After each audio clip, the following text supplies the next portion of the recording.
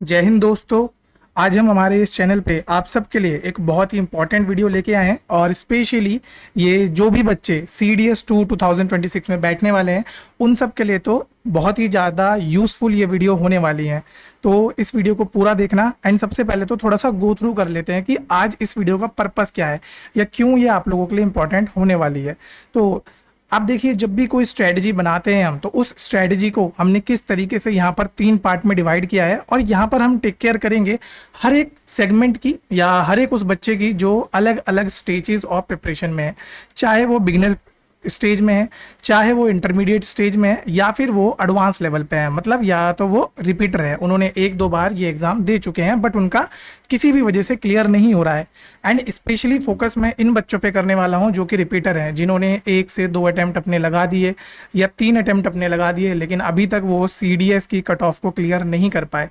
तो वो बच्चे तो इसको ज़रूर देखना एंड उनको मैं कुछ इंपॉर्टेंट ट्रिक्स बताऊंगा कि वो ऐसा क्या कर सकते हैं कि वो इस बार जब CDS 2 2026 का रिजल्ट आएगा तो डेफिनेटली वो अपना नाम उस रिजल्ट में देखने को मिलेगा उन्हें।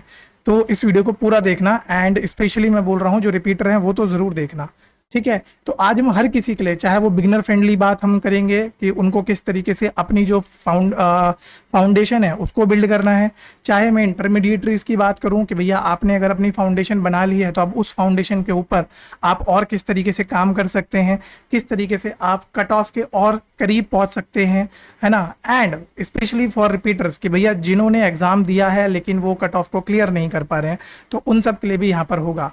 एंड एक चीज़ मैं आपको छोटी सी यहाँ पर बता दूं कि ये जो पूरी की पूरी स्ट्रेटजी मैंने आप लोगों को बना के दी है ये स्पेसिफिकली आपका GS के सब्जेक्ट के लिए है ना। बाकी जो सब्जेक्ट आपके बच जाते हैं इंग्लिश एंड मैथ, उनके लिए भी हम आपके लिए कुछ ना कुछ इनिशिएटिव लेके आएंगे। एंड वेट करना लास्ट तक का, क्योंकि लास्ट में मैं आप लोगों के लिए एक इम्पॉर्टेंट अनाउंसमेंट करूंगा जो कि अगेन अगर आप हमारी इस सीरीज़ को फॉलो करेंगे या अगर हमारे इस चैनल को कंटिन्यूसली फॉलो कर रहे होंगे तो लास्ट आप कुछ टाइम पीरियड में देखोगे कि हमने बहुत सारे इंपॉर्टेंट इनिशिएटिव आप लोगों के लिए लेके आए हैं। तो एक इम्पॉर्टेंट अनाउंसमेंट भी आप लोगों के लिए है, तो उसको भी पूरा अच्छे से सुन के जाना। तो चलिए शुरू करते हैं हमारी इस स्ट्रेटजी के बारे में, हमारी इस वीडियो के बारे में। तो जैसे कि आप सबको पता है कि स्ट्रेटजी हमारे लिए इतनी इंपॉर्टेंट होती क्यों है, क्योंकि आप देखोगे एक सही स्ट्रेटजी अगर आप रखोगे तभी आपका जो रिजल्ट है वो अच्छा आ पाएगा, है ना। तो सबसे पहले मैं अपने बारे में थोड़ा सा बता देता हूँ। मेरा नाम है Abhishek Pal and I usually refer myself as a Pal sir, क्योंकि कन्फ्यूजन ना हो जाए नाम के लिए, इसलिए मैंने अपना नाम पाल सर ही। मैं ज़्यादातर मेरे सारे बच्चे जितने भी मेरे से पढ़े हैं, चाहे वो किसी भी जगह ऑफलाइन पढ़े हों या ऑनलाइन पढ़े हों, वो सब मुझे इसी नाम से जानते हैं। एंड मैंने अपने पूरे टीचिंग एक्सपीरियंस में, जो कि लगभग 5+ ईयर्स का हो चुका है, 100 से ऊपर एस्पिरेंट्स को ऑलरेडी पढ़ा चुका हूँ एंड उनमें से बहुत सारे बच्चे हैं जिन्होंने NDA CDS को क्लियर करा है। एंड मैं अगर अपने बारे में खुद पर्टिकुलरली बताऊँ तो मैंने बहुत सारे एग्जाम्स क्लियर करे हैं अपने, जब मैं अपना एक एस्पिरेंट था। एंड अगर आप मेरी वीडियोज़ को फॉलो करते हैं तो मैं आपको हमेशा बताता हूँ कि भाई चाहे मैं आज एक एजुकेटर बन चुका हूँ, आप लोग मुझे मेंटोर बोल सकते हैं, गाइड बोल सकते हैं, बट आज भी मैं दिल से तो एक एस्पिरेंट ही हूँ, है ना। आज भी मेरे अंदर वो एक सपना है कि जब भी मैं अपना कोई भी एग्ज़ाम क्लियर करता था तो हमेशा एक आस रहती थी कि यार जो वर्दी पहनने का सपना मैंने देखा था, है ना, जो वर्दी, जो कंधे पे सितारे पहनने का सपना मैंने देखा था, वो आज भी वो कहीं ना कहीं है। अब अनफॉर्चुनेटली वो हमारा तो पूरा नहीं हो पाया, बट अगेन जिन बच्चों ने जो छोटे छोटी जो मतलब उम्र में जो ये सपना देख रहे हैं, उनका ये सपना पूरा कराने में हम ज़रूर मदद करेंगे। तो देख लेते हैं कि मेरे कौन कौन से एग्जाम थे। तो मैंने CSC का मेंस लिखा था 2021 में, CAPF का मैं इंटरव्यू ऑलरेडी मैं दे चुका हूँ 2023 में, CDS मैंने मल्टीपल टाइम्स क्लियर किया है, FCAT मैंने मल्टीपल टाइम्स क्लियर किया है एंड उसके साथ साथ SSC CPO का भी मुझे एक्सपीरियंस है क्लियर करने का, है ना। तो एक चीज़ जो मैं थोड़ा सा बोल सकता हूँ कि that I don't know if I am the perfect person to guide you, but हाँ ये है कि जिस एग्ज़ाम की आप तैयारी कर रहे हो उस एग्ज़ाम्स को मैंने मल्टीपल टाइम ऑलरेडी क्लियर करा है। तो अपने जो भी थोड़ा बहुत मेरा एक्सपीरियंस है उसकी मदद से मैं आपको हल्का फुल्का जो भी गाइड कर पाऊँगा। एंड आज तक तो बहुत सारे बच्चों को उससे हेल्प मिली है, तो मैं उम्मीद करूँगा कि आगे जितने भी बच्चे हैं उन लोगों को भी इसमें हेल्प मिले, है ना। तो सबसे पहले देख लेते हैं कि कैसे हम अपनी स्ट्रेटजी से अपनी जो तैयारी होती है उसको और ज़्यादा अच्छे से स्ट्रेंथन कर सकते हैं। तो देखो, ये जो बाकी चीज़ें साइडों में लिखी हैं ये हर कोई करता है, this is the basic, but जो बच्चे करना भूल जाते हैं कि सबसे पहले तो अपनी तैयारी को एनालाइज करो कि भैया आप विच स्टेज ऑफ द तैयारी के आप हैं, मतलब आप अभी प्रिपरेशन की कौन सी स्टेज में चल रहे हैं। क्या आप बिल्कुल एक बिगिनर हैं, क्या आप इंटरमीडिएट में हैं, या फिर आप रिपीटर वाली कैटेगरी में आ गए। तो बिगिनर वालों की मैं बात कर लूँ तो सबसे पहले तो बिगिनर वो लोग होंगे, मतलब मैं उनको बिगिनर कहूँगा, जिन्होंने अभी तक सीडीएस का अटेम्प्ट नहीं दिया है, ठीक है, या उन्होंने तैयारी भी बिल्कुल भी स्टार्ट नहीं करे, अटेम्प्ट देना तो दूर की बात, तैयारी स्टार्ट ही नहीं करी है। तो उनके लिए क्या है, बिल्कुल एक क्लीन स्लेट है। तो उनको तो मैं बहुत अच्छे से समझा के जाऊंगा कि भैया आप क्या क्या कर सकते हो फॉर नेक्स्ट 6 मंथ, है ना। इसमें ज़्यादातर मैं उन बच्चों को टेक केयर कर रहा हूँ जिनको ये जो CDS 2 2026 देना तो है, but they are not looking it as their serious attempt. मतलब वो फर्स्ट अटेम्प्ट वाले हैं जो मतलब बस देने के लिए दे रहे हैं, सीरियस नहीं है। तो उन लोगों की मैं बात कर रहा हूँ, उनको मैं बिगिनर में मान रहा हूँ। तो उनको तो मैं यही बोलूँगा कि भैया अपनी फाउंडेशन को स्ट्रॉन्ग करो, है ना, स्टैटिक सब्जेक्ट्स जो है उनको कवर करो। इसके बाद मैं आप लोगों को बताऊंगा कि भैया कौन कौन से स्टैटिक सब्जेक्ट में कहाँ कहाँ से आप क्या क्या कवर कर सकते हो, ठीक है। बाकी जो साइड की चीज़ें हैं वो तो हर कोई करता है, ठीक है। ये वो चीज़ें जो भैया अगर कोई नॉर्मल बच्चा भी तैयारी स्टार्ट करता है ना, प्लानिंग, सिलेबस पे फोकस करना, टाइम मैनेजमेंट, ये हर कोई बताता है। पर जो रियल बात है स्ट्रैटेजी बनाने की, ठीक है, जो एक्चुअल में स्ट्रैटेजी बनाई जाती है वो कोई नहीं बताता। क्यों नहीं बताते? क्योंकि भैया देखो हर किसी के लिए स्ट्रैटेजी क्या होती है, अपनी एक यूनिक होती है। मैं भी आपसे ये कहूंगा कि भैया जो मैं स्ट्रैटेजी बता रहा हूँ ये मैं आपको एक क्रूड रोड मैप बता रहा हूँ, ठीक है, क्रूड रोड मैप। इसको रिफाइन आपको अपने हिसाब से करना है, क्योंकि हर एक बंदे की इंडिविजुअल स्ट्रेंथ्स होती हैं, इंडिविजुअल वीकनेसेस होती हैं। अब फॉर एग्जाम्पल लाइक भाई मैं बायो बैकग्राउंड से हूँ, क्लियर। अब मैं अपनी स्ट्रेंथ बता देता हूँ ताकि आप लोग थोड़ा सा ना सेग्रीगेट कर पाओ। Like I am from a bio background, तो मेरे को पता है कि भाई जो मैं अपना साइंस वाला सब्जेक्ट जो करूंगा उसमें भाई बायो के अगर 15 क्वेश्चन आए हैं तो 15 में से 12 तो मैं बहुत आराम से कर सकता हूँ, क्योंकि मेरा बेसिक नॉलेज उसमें है। एंड क्योंकि मेरा बेसिक नॉलेज ऑलरेडी बहुत अच्छा है, बायो की बात करूं मैं, तो मेरे को साइंस के जो बायो सेगमेंट में उस पर ज़्यादा फोकस करने की ज़रूरत नहीं है। मेरे लिए फिर दो बच जाते हैं यहाँ पे साइंस में, मेरे लिए बच जाता है फिजिक्स एंड सेकंड मेरा केमिस्ट्री। तो ये दो मेरे लिए इंपॉर्टेंट हो जाते हैं। अब अगर कोई ऐसा बच्चा है भाई जो आपका कौन से साइड से है, जो ह्यूमैनिटीज़ वाली साइड से है, तो भाई ऐसे बच्चों के साथ क्या प्रॉब्लम होती है कि उनके लिए साइंस एक टफ टास्क है, तो उनको ज़्यादा टाइम अपना कहाँ पे देना है, साइंस को देना है। बट उनके लिए जो बाकी सब्जेक्ट हैं लाइक पॉलिटी, लाइक जियोग्राफी, या अगर मैं बात करूं हिस्ट्री, तो उन्होंने अपनी 11th-12th क्लास में ये सब्जेक्ट ऑलरेडी पढ़े हुए हैं। अब उनको बस क्या करना है, उसको कॉम्पिटिटिव वाले वे में मोल्ड करना है। ऐसा बिल्कुल नहीं मैं बोल रहा हूँ कि भैया क्योंकि आपने साइंस पढ़ी है या बायो पढ़ी है 11th-12th में तो आप सारे क्वेश्चन कर लोगे, क्योंकि कॉम्पिटिटिव के जो क्वेश्चंस होते हैं उनकी अप्रोच डिफरेंट होती है। कॉम्पिटिटिव के लिए जो हम पढ़ते हैं ना वो थोड़े अलग तरीके से पढ़ते हैं। सिमिलरली ह्यूमैनिटीज़ वालों को भी बोलूँगा, आपने अभी तक जो भी पढ़ा है वो अकेडमिक पर्पज से पढ़ा है, बट उसको अब हमको किस में मतलब रिफाइन करना है, अब उसको हमें कॉम्पिटिटिव के पर्पज से हमें रिफाइन करना है। तो बिगिनर्स के लिए अभी थोड़ा सा मैं बताऊंगा कि क्या क्या फाउंडेशन में वो कर सकते हैं।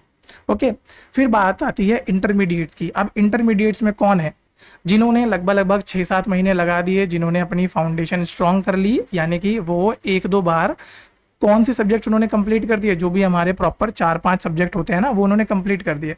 लाइक वो पॉलिटी पढ़ चुके हैं, ठीक है, हिस्ट्री को वो गो थ्रू कर चुके हैं, ऐसे ही जियोग्राफी, इकोनॉमिक्स, साइंस, इन सब चीज़ों को वो कर चुके हैं।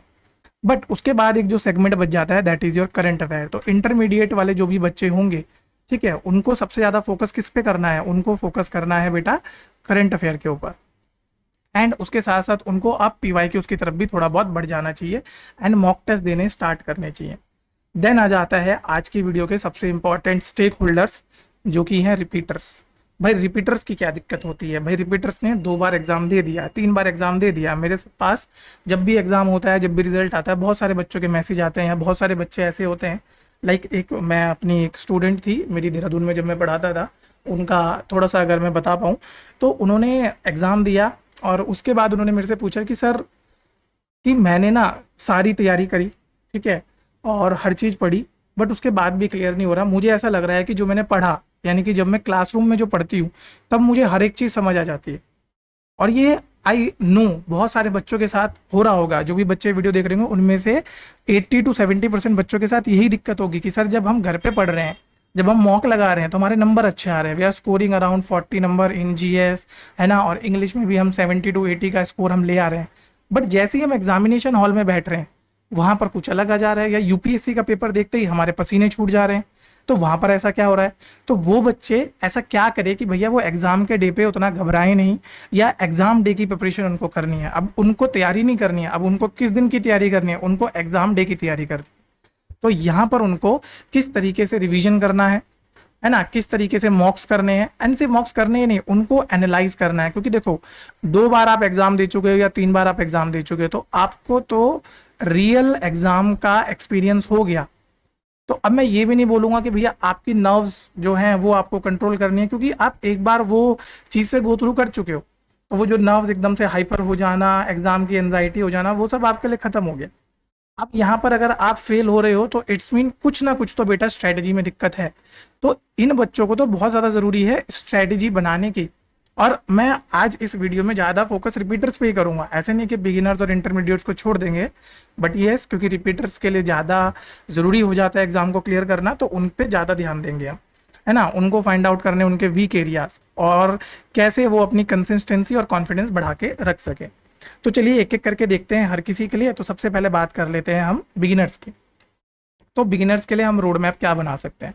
सो अगेन जैसे जब भी हम किसी भी चीज़ की स्टार्ट करते हैं ना, लाइक हमें एक महल बनाना है, एक फोर्ट्रेस बनाना है, तो हम क्या करते हैं, सबसे पहले फाउंडेशन यहाँ पर डालते हैं। तो वो फाउंडेशन आपकी स्ट्रांग होनी चाहिए। एंड जब आप बात करोगे सीडीएस की, तो सीडीएस में फाउंडेशन क्या देगा आपको, आपका सिलेबस, आपके स्टैटिक सब्जेक्ट्स, जो कि लगभग 70 to 80% ऑफ द पेपर आपका यहीं से बनता है। आपने देखा होगा कि ये 5 जो चीज़ें हैं ना, 5 जो सेक्शन है, ये आते ही आते हैं, जिसमें कि आप देखोगे कि जनरल साइंस का सबसे हाईएस्ट रिटर्न ऑन इन्वेस्टमेंट होता है। इंडियन पॉलिटी, भैया यहाँ पर तो आप डायरेक्टली प्रिडिक्ट भी कर सकते हो कौन कौन से सेगमेंट से आपके क्वेश्चन आने वाले हैं।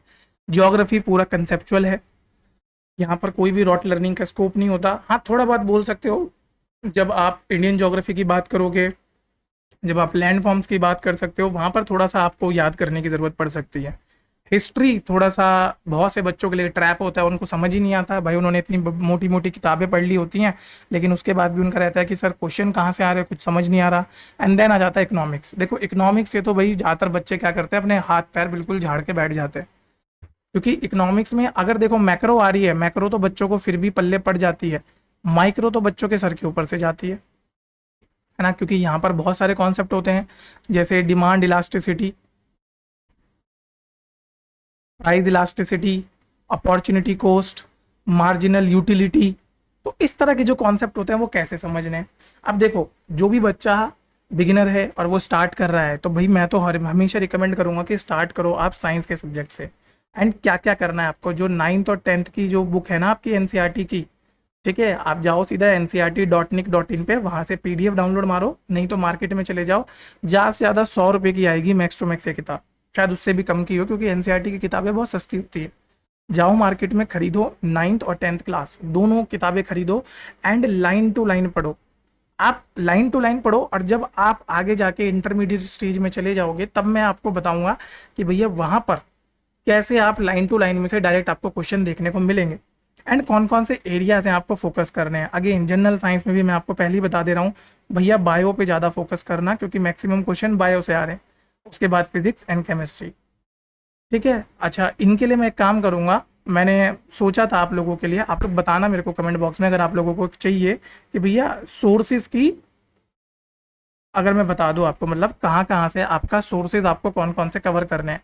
लाइक अगर साइंस को कवर करना है तो कौन कौन से सोर्सेज आप देख सकते हैं, पॉलिटी के लिए कौन सा सोर्स ले सकते हैं, ज्योग्राफी के लिए कौन कौन से सोर्स ले सकते हैं। एंड हो सकेगा तो इन सोर्सेज में ना मैं एक काम करूँगा, एक आपको पीडीएफ प्रोवाइड कर दूंगा जिसमें इंपॉर्टेंट टॉपिक की लिस्ट होगी, तो आप वहाँ से बस उतने टॉपिक्स को कवर कर लीजिए, एंड आपका वो पूरा का पूरा सब्जेक्ट क्लियर हो जाएगा। अब ये भी बेसिकली डिपेंड होगा on the number of hours you are dedicated to commit, and उसके साथ साथ कि भैया आप पे कितना टाइम है, ये 2 चीज़ आपको देखनी है।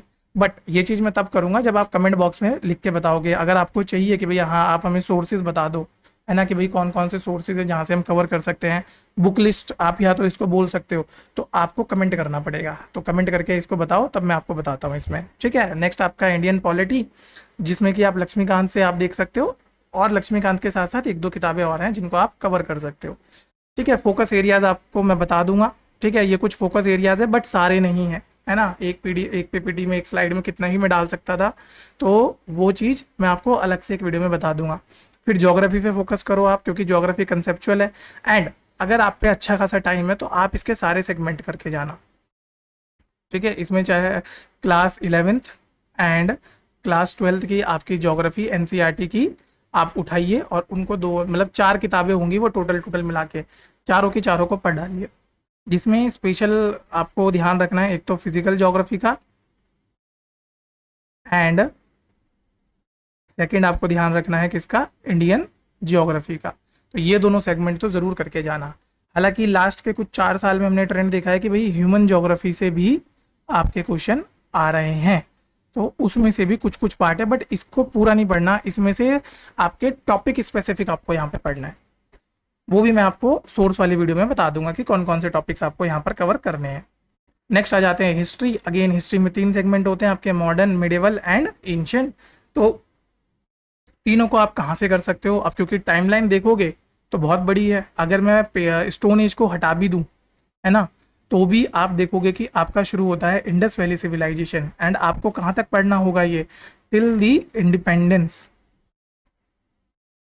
तो अच्छा खासा टाइम पीरियड है। इंडस वैली सिविलाइजेशन का टाइम पीरियड आप समझ सकते हो 2500 BCE से लेके, एंड जो इंडिपेंडेंस आपका हुआ है दैट इज इन 1947 CE में। तो अच्छा खासा टाइम पीरियड आपको यहाँ पे कवर करना है। तो उसको कैसे कवर करना है, तो वो एक अलग से एक पूरी की पूरी एक वीडियो का टॉपिक है। नेक्स्ट इकोनॉमिक्स का मैंने आपको बता दिया, माइक्रो और मैक्रो दोनों पे फोकस करना है। दोनों की किताबें भी मैं आपको बुक लिस्ट वाले में बता दूंगा। सो आई होप बिगिनर्स के लिए तो क्लियर हो गया होगा कि भैया अगले 2-3 महीने उनको क्या करना है, ये कि अपना जो फाउंडेशन है उसको स्ट्रॉन्ग करना है, और उसके लिए उनको स्टैटिक पे बहुत ज़्यादा फोकस करके रखना है।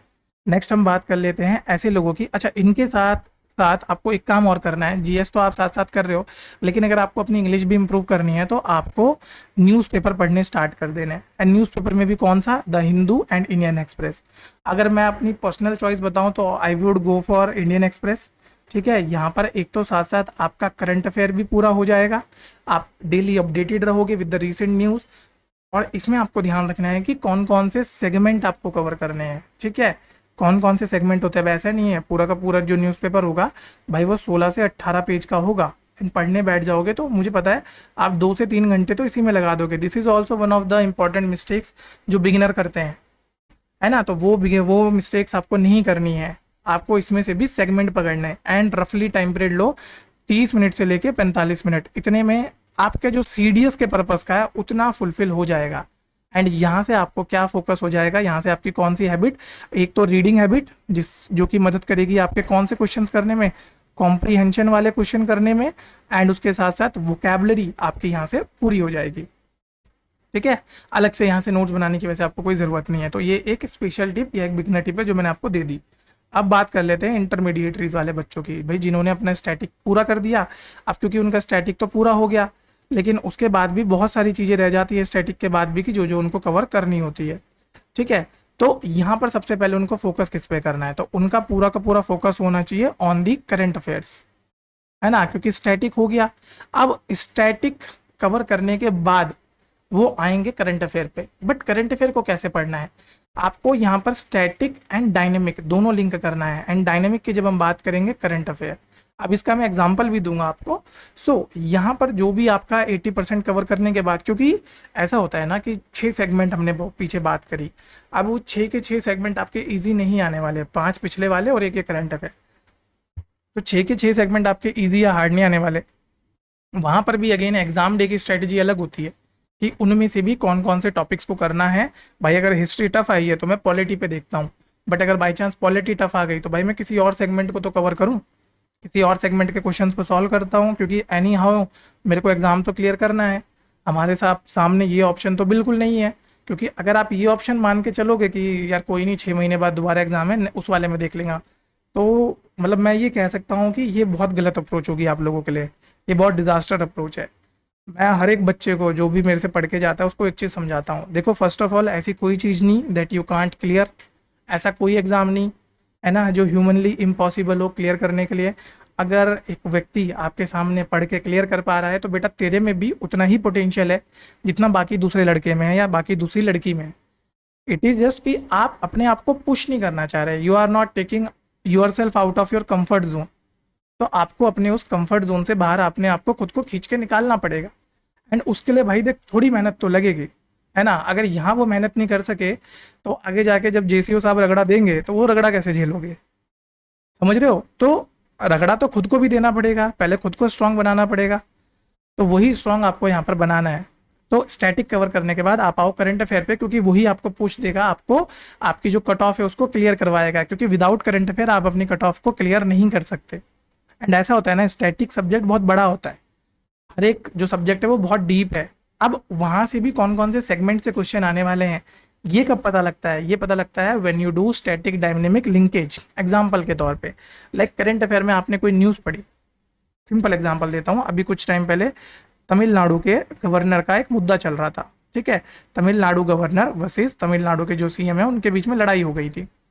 अब आप उठा के देख लो कब वो न्यूज़ आई थी और उसके बाद का आप सीडीएस उठा के देखो, ठीक है। उसके बाद जो CDS 1 2026 हुआ उसको उठा के देखो, या अभी CAPF होगा, ठीक है, उसको उठा के देखो। आप देखोगे कि एग्जाम में आपको सीधा सीधा वही कॉन्सेप्ट देखने को मिला है। तो करंट अफेयर में जो न्यूज़ में आई है, क्योंकि जो एग्जामिनर है जो क्वेश्चन बना रहा है भाई वो भी करंट अफेयर रोज पढ़ रहा है, मतलब not in the purpose of क्या बोलते हैं कॉम्पिटेटिव एग्जाम के लिए, बट वो न्यूज़पेपर तो पढ़ रहा है। अब न्यूज़पेपर पढ़ेगा उसको दिखेगा यार गवर्नर के बारे में बहुत पूछा जा रहा है, चलो गवर्नर के से ही क्वेश्चन पूछ लेता हूँ। यहाँ पर इंटरमीडिएट स्टेज में आके आपको एक चीज़ समझ लेनी है कि आपको एग्जामिनर की मेंटालिटी पकड़नी है। अगर आप एग्जामिनर की मेंटालिटी पकड़ने में कामयाब हुए तो आप most of the question paper predict कर सकते हो। बहुत सारे बच्चों को आपने देखा होगा, उन्होंने वो पहले से बोल देते हैं हाँ यार ये तो हमें पता था कि ये तो आने ही वाला है। बहुत सारे टीचर्स आपको पहले से बता देंगे कि यार ये वाले सेगमेंट है, ये इंपॉर्टेंट है इस साल के लिए, इनको तो एटलीस्ट कवर करके जाना। भाई उनको कोई अलग से तो किसी ने दिमाग नहीं दिया ना, ठीक है। उनको तो कोई ऊपर से भगवान जी ने आके कोई आशीर्वाद नहीं दिया कि जा बेटा मैं तेरे को दिव्य दृष्टि देता हूँ कि CDS 2 2026 में क्या क्या क्वेश्चन आने वाला है। वो भी तो किसी तरह ट्रैक कर रहे हैं, तो वो कैसे ट्रैक कर रहे हैं, न्यूज़पेपर से। तो भाई ये काम आप भी कर सकते हो, मैं आपको बता देता हूँ, मैं आपको सिखा देता हूँ, आप खुद करो, है ना। फिर आप बाकी लोगों को भी बता देना। तो करंट अफेयर से जब आप डायनामिक को लिंक करोगे तब आप ऐसे ट्रैक कर पाओगे। सो यहाँ पर आपको क्या करना है कि रिवीजन करना है। सबसे पहले तो रिवाइज मल्टीपल टाइम, जो भी आपके सोर्सेज हैं उनको रिवाइज कर लो, है ना। यहाँ पर मैंने कुछ लिखे हैं बट ये वालों को आपको नहीं करने, बाकी आप देख सकते हो, ठीक है। इनके आप अपने अपने हिसाब से यहाँ पर देख सकते हो। फिर यहाँ पे हाई यील्ड करंट अफेयर कौन कौन से हैं, तो फॉर एग्जांपल जब भी आप करंट अफेयर पढ़ोगे तो डिफेंस के करंट अफेयर और इंटरनल सिक्योरिटी इनको तो ज़रूर पढ़ना है, जिसमें कोई भी मिलिट्री एक्सरसाइज हुई है वो नहीं छोड़ना, ठीक है। कोई भी वेपन आया है, कोई भी शिप सबमरीन, कोई भी DRDO, किसी भी तरह की कोई अचीवमेंट हुई है बिल्कुल नहीं छोड़ना। नेक्स्ट आता है इंटरनेशनल रिलेशंस, जिसमें G20 आसियान ब्रिक्स इनके बारे में कुछ भी पूछा जा रहा है सारा कवर करके जाना है, कुछ नहीं छोड़ के जाना। कोई भी रिसेंट में स्पोर्ट्स हुए हैं, चाहे ग्रैंड स्लैम हुए हैं, चाहे ओलंपिक्स हुए हैं, चाहे एशियन गेम्स हुए हैं, या इंडिया का रणजी ट्रॉफी भी हुआ है उसको भी पढ़ के जाना है, ठीक है। रणजी ट्रॉफी में अगर कुछ इंपॉर्टेंट चीज़ हुई है, जैसे कुछ टाइम पहले मध्य प्रदेश जीता था, अब मैं हवा की बातें नहीं कर रहा हूँ, आप खुद उठा के देख लो, कुछ टाइम पहले मध्य प्रदेश जीता था और वो एक लैंडमार्क न्यूज़ हुई थी, और जाके देख लो एग्जामिनेशन में क्या वो क्वेश्चन आया है कि नहीं आया एग्जाम में, ठीक है। स्ट्रैटेजी बता रहा हूँ बट साथ साथ आपको पूरा बता दूंगा यहाँ पे कि किस तरीके से एग्जाम भी ट्रैक होगा। इसी को बोलते हैं कि आप प्रॉपर एक स्ट्रैटेजी बताओ जिसमें कि आपको पूरा क्लियर हो जाए कि भाई ये हर स्टेप पे ये करना है। तो मैं हर एक को हर एक स्टेप का बता रहा हूँ, बिगिनर को भी बता रहा हूँ, और जब आप इंटरमीडिएट हो जाएंगे तब दोबारा आके इस वीडियो को देखना, तब ये देखना। फिर गवर्नमेंट स्कीम आपको यहाँ पे देखने को मिलेंगी, जितनी भी गवर्नमेंट स्कीम्स है उनको पढ़ के जाना है। तो आई होप इंटरमीडिएटरी वालों को भी समझ आ गया होगा। तो भाई इन लोगों के लिए तो इम्पॉर्टेंट है कि वो शॉर्ट नोट्स बनाएं, रिवीजन शीट्स बनाएं और इसको करते रहें। इनके लिए सबसे इंपॉर्टेंट मोटो यही होगा कि भाई योर रिवीजन इज़ योर की, है ना। चाहे आप करंट अफेयर पढ़े हों, चाहे आप स्टैटिक पढ़े हों, दोनों का आपको यहाँ पर रिवीजन करते रहना है। एंड स्टैटिक तो क्योंकि आपने पहले ही बेस बना लिया, तो बस ये ध्यान रखना है कि स्टैटिक का टच ना छूटे। ऐसा ना हो कि, क्योंकि बहुत बच्चों के साथ दिक्कत होती है कि वो करंट अफेयर पढ़ने लगते हैं तो फिर वो खो जाते हैं करंट अफेयर में, है ना। भूल जाते हैं कि भाई उनको और भी चीज़ें पढ़नी थी। तो ये आपको नहीं करना, रिवीजन करना है, साथ साथ करंट अफेयर को भी देखते हुए चलना है। अब आ जाते हैं the most important part of this video, है ना। एंड आई नो रिपीटर्स तो सबसे ज़्यादा इसी का वेट कर रहे होंगे। तो भैया रिपीटर्स को क्या करना है, देख भाई सीधी सी बात अगर मैं बोलूँ तो भाई तुमने स्टैटिक तो कर लिया, ठीक है, एंड फर्स्ट ऑफ ऑल अगर आपने स्टैटिक कर लिया और अच्छे से किया है तो भाई वो तुम्हारे लिए एक एडवांटेज है, क्योंकि रिपीटर्स क्या होते हैं बहुत ज़्यादा डीमोटिवेट हो जाते हैं, वो बोलते हैं कि यार हमसे कुछ नहीं हो रहा। भाई पहले अपनी एडवांटेज समझ। हर किसी को स्वॉट एनालिसिस करना आना चाहिए, आगे जाके एसएसबी देनी है तो उसमें जाने से पहले तो करेगा ही ना, तो एग्जाम के लिए भी कर ले। तो एग्जाम के लिए जब आप स्वॉट एनालिसिस करोगे तो भैया स्टैटिक तुम्हारी एडवांटेज होना चाहिए, ना कि तुम्हारी डिसएडवांटेज। अगर स्टैटिक तुम्हारी डिसएडवांटेज है तो भाई तू रिपीटर नहीं है, तूने अभी तक तैयारी ही नहीं शुरू करी है। दोबारा से जा, पूरा का पूरा अपना फाउंडेशन स्ट्रांग कर, क्योंकि अगर फाउंडेशन स्ट्रांग नहीं होगी तो मैं पहले ही बोल देता हूँ बहुत क्लियरली कि फाउंडेशन वीक होगी तो महल कितना भी अच्छा बना लो गिरेगा गिरेगा। तो भाई फाउंडेशन स्ट्रांग करो, और अगर आपकी फाउंडेशन स्ट्रांग है, आपको पता है कि आपने स्टैटिक अच्छे से कवर किया है एंड स्टैटिक के क्वेश्चन आप अच्छे से क्लियर कर पा रहे हो, बट किसी वजह से कट ऑफ नहीं क्लियर कर पा रहे हो आप, तो फिर आगे बात करते हैं, है ना। तो सबसे पहले तो अगर स्टैटिक क्लियर है तो फिर आगे देखते हैं। तो पर उसको स्टैटिक को अपनी एडवांटेज मानो, है ना। अब यहाँ पर आपको ज़्यादा कुछ सोचना ही नहीं है, टारगेट लेके चलो 40 मार्क्स का या 40 प्लस का, चाहे आपको कुछ भी क्लियर करना हो, IMA, AFA, INA या फिर OTA, क्योंकि इंग्लिश से ज़्यादा हमको मार्क्स स्कोर करने, GS में सीधा 40-45 का लेके चलो। मैं ज़्यादा मतलब ओवर एम्बिशियस टारगेट लेता ही नहीं था। 40 मार्क्स का टारगेट लेके चलो, बहुत सिंपल है, 40 इधर लाओ, 60 उधर लाओ, 100 बन गए। कौन बाहर निकाल रहा है 40 की कट ऑफ से, बताओ। स्पेशली फॉर बॉयज़, है ना। गर्ल्स के लिए थोड़ा सा आजकल कट ऑफ ज़्यादा जा रही है, तो उनको मैं इतना कह सकता हूँ कि भाई थोड़ा सा तुम और खींचो, उधर पे 70 करो, इधर पे 50 करो, थोड़ी सी मेहनत और कर लो, है ना। तो अब यहाँ पर क्या है कि ऐसा नहीं है कि आपको रिसोर्सेज नहीं पता, क्योंकि इतना टाइम हो गया आपको रिसोर्सेज सारे पता है, सारे यूट्यूब चैनल आपको पता है, सब पता है ना। थोड़े टाइम पे आपको हमारा भी नाम याद हो जाएगा कि भाई ये लोग भी अच्छा एक कंटेंट दे रहे हैं। एंड इस चीज़ का मैं वादा करता हूँ कि इस CDS में अगर आप कंटिन्यूसली हमारे साथ जुड़े रहे, जो भी बच्चा इस वीडियो को देख रहा है, अगर आप कंटिन्यूसली जुड़े रहे फॉर द नेक्स्ट 3 मंथ, तो आपको जब हम बाद में सोर्सेज का या प्रूफ्स डालेंगे तो आपको खुद पता लग जाएगा कि कितनी सारी चीज़ें हमने दी हैं। एंड बहुत सारे बच्चे आपको ऐसे मिलेंगे जो हमारी वीडियो के कमेंट बॉक्स में लिख के बताएंगे आपको कि हाँ भाई इनके कंटेंट से फ़ायदा हुआ है।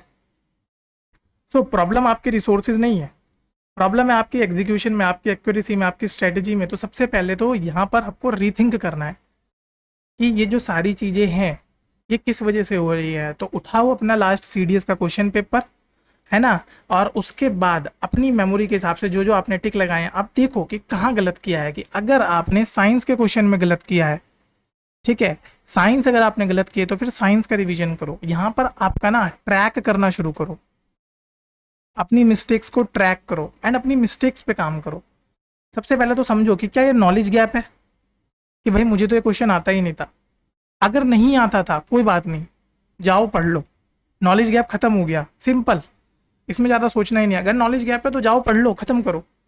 अगर भाई पढ़ा हुआ था उसके बाद भी नहीं हुआ तो रिवीजन की गलती है, तो जाके रिवीजन कर लो। भाई किसी को ऑप्शंस में कंफ्यूज हुए हैं, मान के चलो 2 ऑप्शन थे, 2 ऑप्शन में कंफ्यूज हुए हो, 50-50% पे आए थे, बट गलती से B लगाना था बट C लगा दिया क्योंकि आपको लगा शायद B गलत है, तो वो रिवीजन की गलती है। समझ आ गया, रिवीजन की गलती है तो मल्टीपल टाइम रिवीजन कर लो, अगली बार वो गलती नहीं होनी चाहिए। हाँ, सिली मिस्टेक्स तो नहीं करी आपने कि भैया वहाँ पे नॉट करेक्ट लिखा था, वहाँ पर ओनली लिखा था, वहाँ पर ऑल लिखा था और मैं इस स्टेटमेंट में बह गया। ठीक है, इन द सेंस ये हमारी एक इनफॉर्मल लैंग्वेज होती थी जब हम एस्पिरेंट होते थे, कि जो ब्राउनी पॉइंट्स होते हैं ना उनमें, या ऐसी जो एक्सट्रीम स्टेटमेंट्स होती हैं उनके सामने ना सिली मिस्टेक्स नहीं करने, क्योंकि सिली मिस्टेक्स ज़्यादा दर्द दे देती हैं। मैं आपको सच बता रहा हूँ, सिली मिस्टेक ज़्यादा दर्द देती हैं। एक क्वेश्चन मेरी लाइफ का खुद का मैं बताता हूँ, चलो एक कभी होगा तो मैं आप लोगों के साथ शेयर भी करूँगा। 2020 was my first attempt in civil services, है ना। उसमें CSAT होता है भाई एक, मेरे पे आज भी मार्कशीट पड़ी हुई है, मेरे पे और किसी प्रीलिम्स की मार्कशीट नहीं है। जिस साल मैंने क्लियर किया मेरे पे उस साल की भी मार्कशीट नहीं, बट 2020 की आज तक संभाल रखी है। सोचो, उसमें जो पेपर 1 था उसमें 96 नंबर थे मेरे, अबव 96। देखना जाके उस साल कट ऑफ कितनी गई। पेपर 2 जो हमारा मतलब CSAT होता है 63.33, क्वालिफाइंग नंबर होते हैं 66.66। एक क्वेश्चन, एक सिली मिस्टेक्स और मेरा पूरा 1 साल खा गया। तो सिली मिस्टेक्स तो नहीं है, बट क्योंकि उसको रीथिंक करा तो अगेन 2021 में और भी जोरदार कमबैक मारा और क्लियर किया, है ना। तो सिली मिस्टेक्स को आइडेंटिफाई करो। एंड अगर आपने ब्लाइंड गेस किया है कि चलो यार जय राम जी, जय माता रानी और किसी के भी नाम पे आपने तुक्का मार दिया। ब्लाइंड गैस नहीं करना। सबसे पहले तो अपनी टेम्पटेशंस को कंट्रोल करो, है ना। अगल बगल वाले की कॉपी में देखना बंद करो। अगल बगल वाले ने भाई, आपने अपनी ओएमआर देखी, आपके में से 50 क्वेश्चन भरे हुए, बगल वाले की ओएमआर देखी, भाई उसने तो पूरा भर दिया, पूरा ही कर दिया उसने नीला नीला, या पूरा ही उसमें हर एक उसमें डाल रखा है। तो आप लोग ने सोचा कि यार इसका हो रहा है, मेरा नहीं हो रहा। क्यों सोचा? क्या पता तुक्के मार के बैठा हो अगला बंदा, क्या पता नेगेटिव खा के बैठा हो अगला बंदा। जितने आ रहे हो उतने, भाई तुमने 50 में से 40 सही करे, 10 गलत करे, फिर भी पॉजिटिव में हो, उसके बाद ब्लाइंड गेस करोगे तो उल्टा नेगेटिव खा के बैठोगे और अपना सिलेक्शन अपने हाथ से दूसरे को दे के आओगे। ये मिस्टेक्स होती हैं, ठीक है। ये जो सिली मिस्टेक्स होती हैं वो ये होती हैं। तो अपनी मिस्टेक्स को ओन अप करना सीखो। कोई भी तरीके का ब्लाइंड गेस नहीं करना, कोई सिली मिस्टेक्स नहीं करनी। देखो इसको भी यहाँ पर दो हिस्सों में डिवाइड करो ना, तो ये हो गया आपका पढ़ने वाला पार्ट, ये इजीली फिक्स हो जाएगा, ठीक है। इसको फिक्स करने में ज़्यादा टाइम लगेगा ही नहीं भाई। इसको फिक्स करने में 2 से 3 महीने, ज़्यादा से ज़्यादा, मैक्स टू मैक्स, ठीक है। और थोड़ा पुश करोगे अपनी लिमिट्स को तो भाई 1.5 महीने में भी तुम कर सकते हो उसको आराम से फिक्स। ये थोड़ा सा इंडिविजुअल लेवल की होती है कि आपका नेचर कैसा है, आपका ये सिली मिस्टेक्स हो रही हैं तो भैया आपका फोकस कैसा है। अगर आप ब्लाइंड गैस कर रहे हो तो भाई डिसिप्लिन की कमी है तुम में, कि आप अपने आप को रोक ही नहीं पा रहे हो, टेम्प्ट हो जा रहे हो, यार और करता हूँ और करता हूँ अदरवाइज मैं बाहर हो जाऊँ। भाई थोड़ा सा अपने आप पे भरोसा रख, अपनी प्रिपरेशन पे भरोसा रख, है ना। तो ये सारी चीज़ें आपको करनी है।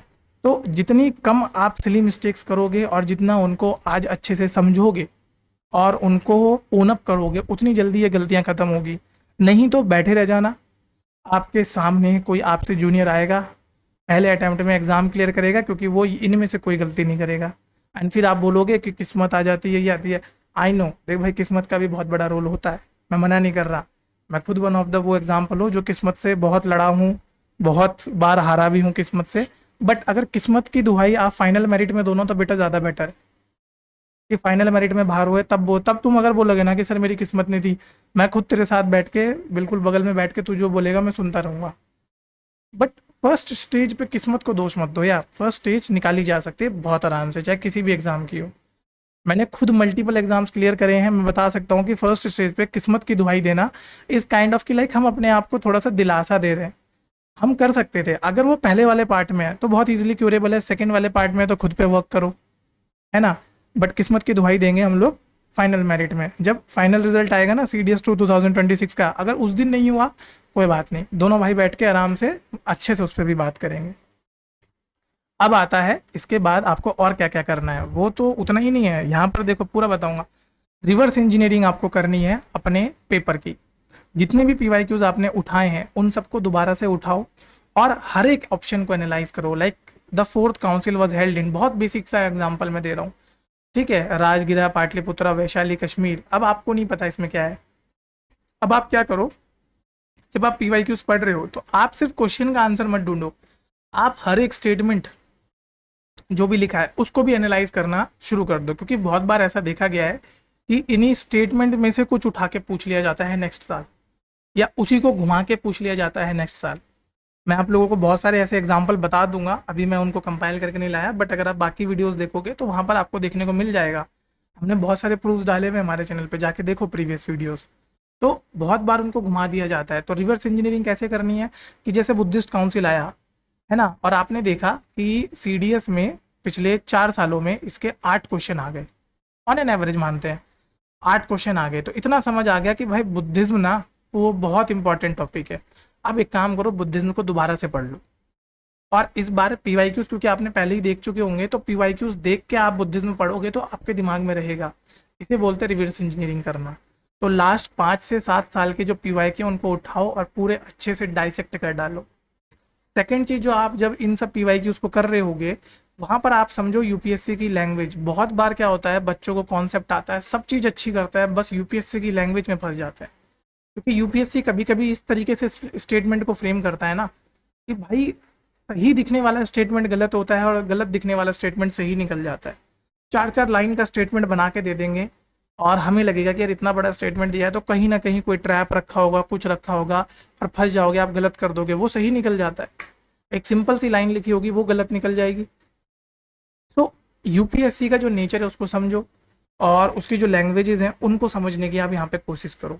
जैसे ये वर्ड हो गया, ओनली डाला, ऑल डाला, नेवर डाला, ऑलवेज, मस्ट, कंप्लीटली, इन सब को समझो। अगर किसी भी क्वेश्चन में ये सब यूज करे गए हैं, 95% टेंडेंसी होती है कि वो क्वेश्चन रॉन्ग होगा या वो स्टेटमेंट रॉन्ग होगी। ठीक है, एग्जाम्पल के तौर पे all planet revolve in counter clockwise direction. बताओ, ऑल प्लान, दो दो स्टेटमेंट बोलता हूं, अगर ज्योग्राफी थोड़ी भी पढ़ी होगी समझ जाओगे। मैं आंसर नहीं बताऊंगा, एक चीज इतनी उम्मीद करता हूं, अगर आप रिपीटर हो तो इस क्वेश्चन का आंसर मेरे को बता के जाना, है ना। एंड आई एम जस्ट मतलब not as a challenge, but मैं रियली होप कर रहा हूँ कि अगर आप सच में सीरियस हो सीडीएस के लिए और आपके पास ये वीडियो आई है, तो प्लीज़ भाई इस क्वेश्चन का तो आंसर बता के जाना है एटलीस्ट, है ना। अपने आप से तो धोखा मत करना। सो दो स्टेटमेंट लिखता हूँ। पहली statement, all planet revolve around sun in counter clockwise direction। दूसरा, all planet rotates on its own axis in counter clockwise direction. ठीक है, जरा इन दोनों स्टेटमेंट में से मेरे को बताओ कौन सी सही है कौन सी गलत है। अगर दोनों गलत हैं तो दोनों गलत हैं, दोनों सही हैं तो दोनों सही हैं, एक सही है एक गलत है, तो वो आपको बताना है कि कौन सी स्टेटमेंट सही है कौन सी स्टेटमेंट गलत है। ठीक है, थोड़ा सा आपका नॉलेज चेक भी हो जाएगा कि जो फाउंडेशन तुमने ली है कितनी अच्छी फाउंडेशन ली है और कितनी बुरी फाउंडेशन ली है। ठीक है, खुद के लिए इसको टास्क की तरह लो और बिना गूगल करे पढ़ना। ठीक है, बिना गूगल करे, पहले ही बोल रहा हूँ बिना गूगल करे। ऐसा नहीं है कि उठा के गूगल करने लग गए। खुद से ऑनेस्ट रहो एज एन ऑफिसर। एक एक हमारा ओएल की होता है ऑनेस्टी। चलो देखते हैं कितनी ऑनेस्टी है। ओके, नेक्स्ट आता है फेज 3। अब आपको यहाँ पर क्या करना है, मॉक देने हैं, है ना। और उसमें भी पूरी आपको 3 चीज़ें समझनी है। अपने पूरे पेपर को ना 3 सेगमेंट में, 120 क्वेश्चन है, 120 मिनट हैं, 1 मिनट के अंदर आपको क्वेश्चन करना है। तो यहाँ पर आपको स्पीड भी चाहिए, एक्यूरेसी भी चाहिए। अब एक और चीज़ है जो मैं आपको कभी बाद में समझाऊंगा, है ना, क्योंकि बहुत से बच्चे सारे के सारे 120 क्वेश्चन करने जाते हैं। कुछ बच्चे जो मेरे से पर्सनली वो चीज़ पूछते हैं, उनको मैं एक और अच्छी स्ट्रैटेजी है मेरी वो बताता हूँ। जो सिर्फ क्या क्लियर करना चाहते हैं, सीडीएस बस क्लियर करना चाहते हैं, ऐसे रैंकर रूंकर नहीं बनना उन्हें, सिर्फ क्लियर करना है, उनको एक अलग से स्ट्रैटेजी बनाता हूँ जिसमें कि ये पूरा चेंज हो जाता है। बट अभी के लिए जेनरिक वे में समझ लो इसको। 3 राउंड्स आप इसके बनाओ। ठीक है, तो पहला राउंड 45 मिनट का, दूसरा राउंड 45 मिनट का। ठीक है, और लगभग लगभग लास्ट राउंड आपका कितना हो जाएगा, 30 मिनट का हो जाएगा। तो पहले राउंड में आप पूरे के पूरे मतलब क्वेश्चन पेपर के थ्रू गो थ्रू करें एंड सिर्फ उन क्वेश्चंस को टिक करें जो 100% आपको श्योर हैं। दूसरे राउंड में आपको क्या करना है, उन क्वेश्चंस को करें जिसमें आप 50% श्योर हैं। एंड लास्ट में आपको फाइनल रिव्यू या ओएमआर में बबलिंग करनी है। और यहाँ पर ना लास्ट 10 मिनट में सबसे ज़्यादा टेम्पटेशन होती है कि यार चल 2-4 और मार देता हूँ, क्या पता आज मेरा दिन हो और फिर 2-4 क्वेश्चन सही हो जाए। क्योंकि बहुत से टीचर आके आखिरी में बोलते हैं ना कि बेटा 10 क्वेश्चन हैं, 10 क्वेश्चन में से 3 भी सही करेगा, 7 भी गलत करेगा तो भी पॉजिटिव में जाएगा, या 4 और 6 का रेशियो भी रहा तो भी पॉजिटिव में जाएगा। थोड़ा सा ब्लाइंड गेस करने से रोकना, क्योंकि यहाँ पर ना मतलब जो पॉजिटिव और नेगेटिव का जो डिफरेंस है वो बहुत ज़्यादा पड़ जाता है। तो थोड़ा सा टेम्पटेशन कंट्रोल करनी है। यहाँ पर अगर डिसिप्लिन दिखा लोगे तो भाई मेरिट में पहुँच जाओगे बहुत आराम से, है ना। एंड ये मैं आपको अभी भी शुरू में भी बोला एंड आखिरी में भी बोलता हूँ कि भैया स्ट्रैटेजी जितनी अच्छी रहेगी, जितनी सही गाइडेंस, जितनी अच्छी डायरेक्शन आपको पहले से क्लियर रहेगी, और मैंने तीनों लोगों को केटर करके बता दिया, बिगिनर्स, इंटरमीडिएटरीज एंड रिपीटर्स। आपको मैंने एक दिशा बता दी, आप बस उस दिशा पे चलो, है ना। अगर आप क्लियर डायरेक्शन में चलोगे तो भैया आपका एफर्ट्स भी ज़्यादा नहीं लगेंगे, टाइम भी बचेगा, एनर्जी भी बचेगी। नहीं तो सबसे बड़ी दिक्कत पता है बच्चों के साथ क्या है, आज के टाइम पे बच्चे कंफ्यूज किस चीज़ में है, यार मैं करूँ क्या, मेरे को समझ नहीं आ रहा। सबसे बड़ा सवाल हर एक बच्चा, हर 10 अगर मेरे पे हर दूसरा बच्चा है ना, उसमें से एक बच्चे का कि सर मैं क्या करूं मुझे समझ नहीं आ रहा, उसकी शुरुआत यहाँ से होती है। एंड मैं उनको एक ही चीज़ बोलता हूँ कि भाई तेरे को ये समझ नहीं आ रहा क्योंकि तेरे को पता नहीं है तुझे क्या करना है, तेरे पे स्ट्रैटेजी नहीं है। अगर तेरे पे स्ट्रैटेजी होती तो तुम मेरे से ये नहीं सवाल करते, तुम मेरे से बोलते क्या कि सर मैं ये कर रहा हूँ, उसमें मुझे ये दिक्कत आ रही है। देखो दोनों स्टेटमेंट में फ़र्क है। अगर आप उस वाली डायरेक्शन, उस वाली कैटेगरी में लाई करते हो कि यार मुझे कुछ समझ नहीं आ रहा मैं क्या करूँ, तो भाई स्ट्रैटेजी फॉलो कर लो जो मैंने बताई है, ठीक है। अगला एक बार एक अटैम्प्ट मेरी स्ट्रैटेजी से करके देख लो, है ना। नहीं निकलेगा वापस से इसी वीडियो में आके बोल देना कि सर मेरा नहीं निकला, फिर मैं आपसे पर्सनल बात करूंगा और पर्सनलाइज स्ट्रैटेजी बना के दूंगा आपको कि भाई चल मैं निकलवाता हूँ। फिर मैं उस चीज़ को एज अ चैलेंज ले लूँगा कि चल मैं निकलवाता हूँ, दोनों बैठ के करते हैं और साथ में बैठ के निकालेंगे, है ना। तो ये बहुत ज़रूरी होता है। एंड अगेन आखिरी में बस एक कोट आपको बता के जाऊंगा, ये वन ऑफ द मेरी फेवरेट कोट है जो कि रूजवेल्ट ने बोली थी कि फ्यूचर उनका होता है जो अपने ड्रीम्स पे बिलीव करते हैं। तो आपका जैसे ड्रीम है ना सीडीएस का, आपका ड्रीम है ना इंडियन आर्मी में, इंडियन एयरफोर्स में या इंडियन नेवी में एक ऑफिसर बनने का, तो आप अपने सपने पे बिलीव करो, है ना। अपने सपने पे जितना अच्छे से बिलीव करोगे उतना अच्छे से आप प्रिपेयर कर पाओगे। एंड अगेन थोड़ा टाइम बचा है, अच्छे से लगा दो यार, है ना। और मैं चाहता हूँ कि इस वीडियो में आप अपना जितना भी प्यार हो सकता है वो दिखाओ, हमें थोड़ा सा सपोर्ट करो हमें भी, ताकि हम भी इस तरह की अच्छी अच्छी वीडियो आपके लिए ला सके। अगर आप इस वीडियो में अच्छा हमें दिखाओगे, रिस्पांस दिखाओगे, तो अगेन फिर मैं आप लोगों के लिए, मैं पहले ही बता देता हूँ, बुक लिस्ट की वीडियो भी लेके आऊँगा, है ना। उसके बाद अगर हो सकेगा तो हर एक सब्जेक्ट में क्या क्या पढ़ना है, कौन कौन से टॉपिक इंपॉर्टेंट है, कितना पढ़ना है, क्या पढ़ना है, पूरा सिंपल शॉर्ट करके आपको दूंगा। तो ये सारी चीज़ें मैंने प्लान तो करी हैं, but again it is dependent on भाई आप कितना हमें सपोर्ट करते हो, कितना आप हमारे साथ कंधे से कंधा मिला के चलना चाहते हो, है ना।